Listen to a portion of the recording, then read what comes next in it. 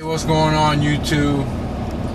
I finally got an RDA built up with nickel wire on the vaporshark.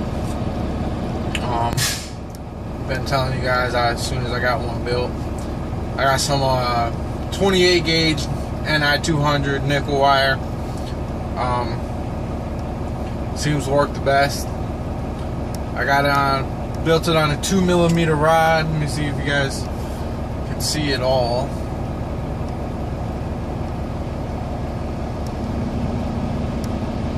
Sorry, it's nighttime. I got a busy week at work here. Well, busy the rest of the week. But yeah, so there's 15 wraps there. I did it on a 2mm rod. It ohms out at on my ohm reader it comes out to a 0.14. On the vaporshark it's showing a 0.13. Doesn't really matter too much as long as it's gonna fire. That kind of difference. Seems to be working great. I love it.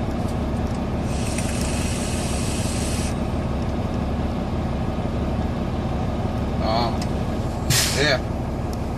Still rocking the Mohawk Vapor. Rocking Raspberry. The RDA I have it built on here is the N23. It's beautiful for this size build. It's 15 wraps. It's spaced out wee little bit. So it's not, you know, a micro or macro or whatever you want to call it coil. It is a sleeper.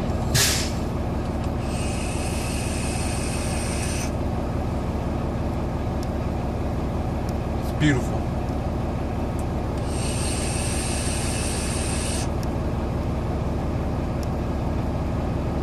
So yeah.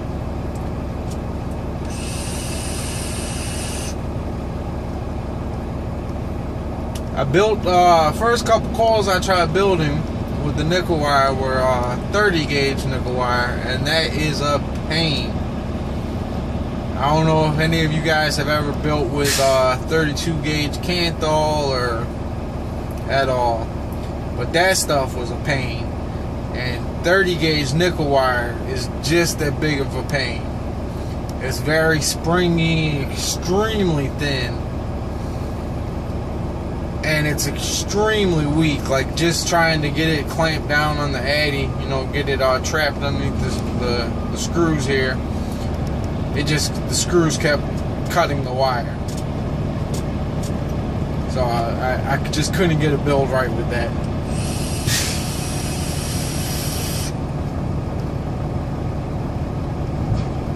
Well, as you see, it's working great. I've noticed with the vaporshark, I had to turn the temperature up about 100 degrees from where everybody was telling me was the sweet spot for cotton. They were saying, you know, 450 degrees, and I'd never burned cotton. I noticed that was just a bit too low. It kept, you know, temperature protecting, and I just couldn't get a lung feel like I like.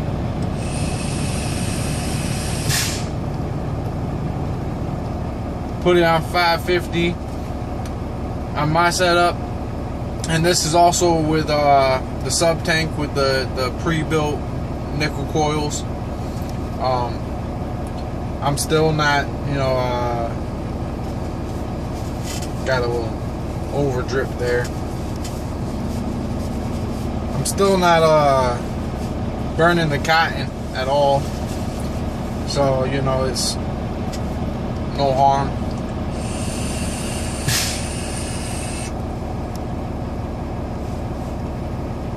But I tell you, I'm loving it.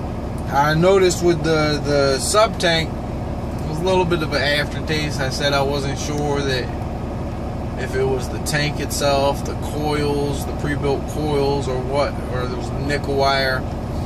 Not having any kind of, I don't taste anything in the RDA, so I'm not sure if it's the sub tank or the nickel wire in there, the coil build in there.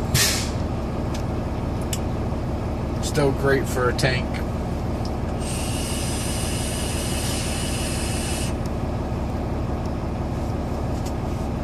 So, but I must say I'm pretty happy with it. I will suggest that if you're gonna do it, build it on. A lot of guys say use a screw. I did mine on a curl coiler. I didn't use the top cap.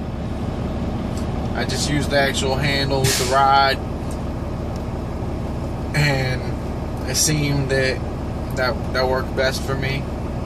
Just because I had that nice fat lip there on the coiler, right where the rod and coiler, the base meet, the handle meet, so that I could put my wire up against it, give me a nice good coil build there.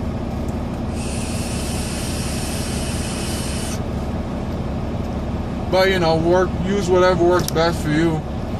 Nickel wire is extremely cheap if you buy it online. I got mine from Lightning Vapes. I think it was like $5 for 100 feet, plus shipping, of course. I mean, when I buy wire, I buy a crap ton anyway. But so, yeah. I must say I'm enjoying it.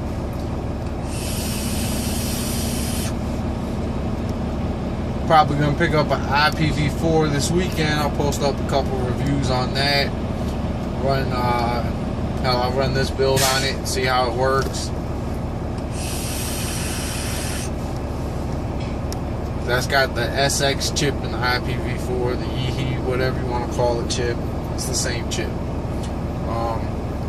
Temp control, and see how it goes. I'm hearing a lot of great things about the SX Mini M with the temp control. So we'll see how it goes. Guys, vape on and stay bearded. I'll talk to you guys in a couple days.